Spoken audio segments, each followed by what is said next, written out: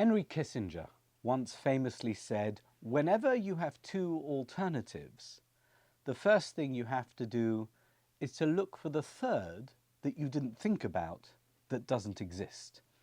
With Kissinger's recent passing at the advanced age of 100, much has been written about the legacy of the 20th century's greatest statesman, and particularly how he mastered the art of thinking outside the box, while respecting the box itself as the foundational framework of diplomacy.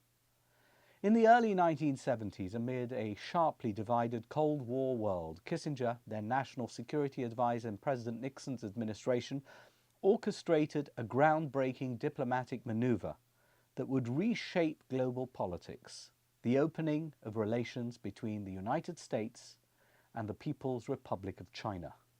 Kissinger's approach was innovative, yet deeply grounded in existing diplomatic structures. His secret 1971 trip to Beijing, facilitated through discreet communications and intermediaries, exemplified his belief in the power of traditional diplomacy creatively applied. By leveraging established channels in unconventional ways, Kissinger not only bridged a vast ideological divide, but also set the stage for a new era in international relations. This bold initiative showed that although the box, namely the existing structures of international diplomacy, provides necessary stability and continuity, stepping just beyond its traditional bounds can lead to transformative outcomes. Kissinger's diplomatic accomplishment showed the value of maintaining a delicate balance between innovation and tradition, a lesson that remains pertinent as we navigate today's complex global landscape. And considering Kissinger's Orthodox Jewish roots, perhaps it is not such a surprise that he intuitively understood this concept. After all, he grew up with Pesach and Seder night. The idea of thinking outside the box while respecting the box itself was deeply embedded in his Jewish DNA.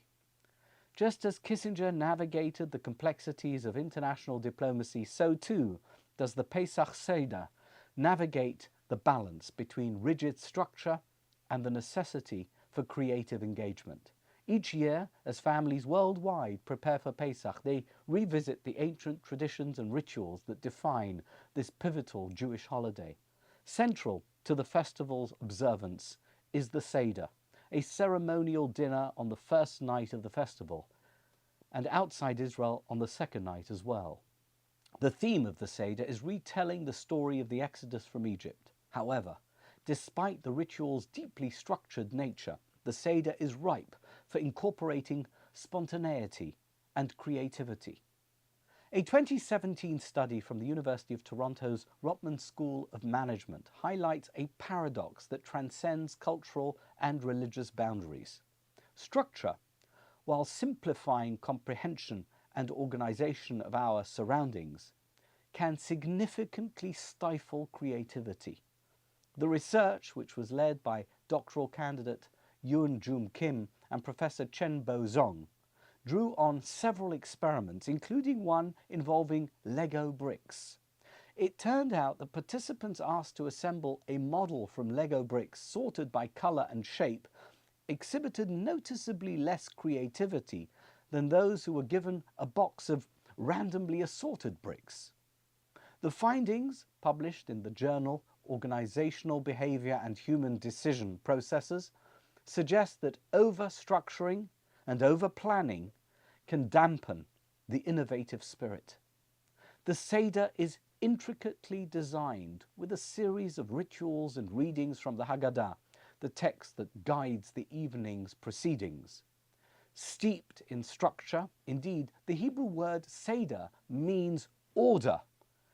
At first glance, it would appear that this deliberate organization is critical, ensuring that the multifaceted story of the Exodus is presented in a comprehensive and accurate manner, allowing each participant to follow the chronological progression from slavery to freedom in a well-honed and immutable framework. But this first impression is wrong. Despite its structure, the Seder is uniquely conducive to creativity and personal expression. The readings from the Haggadah, while fixed, are not just about droning on a passive version of ancient events. Instead, the Haggadah's readings serve as a springboard for discussion, questioning, and exploration. The narrative is crafted not just to be told, but to be engaged with. It calls for each participant to delve into the meanings, themes, and moral questions inherent in the ancient story.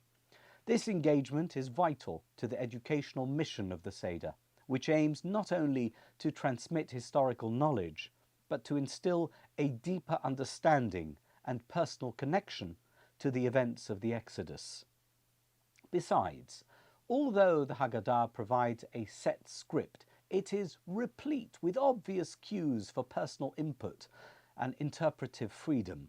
It incorporates various symbols and rituals like the eating of the bitter herbs or the spilling of wine, which are designed to evoke sensory responses and emotional reactions that transcend mere verbal storytelling.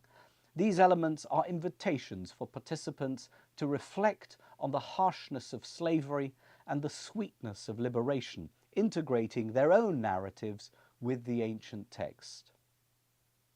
The Seder structure also includes several built-in moments specifically intended to provoke discussion and participation, such as the asking of the 4 questions, the Manishtana. Traditionally posed by the youngest at the table, these questions about why this night differs from all other nights shouldn't just prompt answers, but a lively exchange of ideas and interpretations, and, more importantly, even more questions. The Seder is not a monolith. It values the insights and curiosities of all its participants, regardless of age or scholarly background. In essence, the Seder exemplifies a dynamic interplay between tradition and innovation, much like Henry Kissinger's approach to diplomacy. While it adheres to predetermined order that ensures the story of the Exodus is told with fidelity and depth, it simultaneously encourages a creative engagement that makes each Seder a unique and deeply personal experience.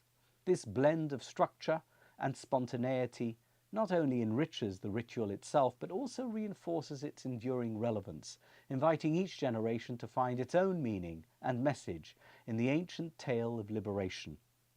In remembering Kissinger's legacy, we are reminded of the power of balancing respect for tradition with the courage to innovate, a principle that continues to resonate both at the Seder table and hopefully in the broader world.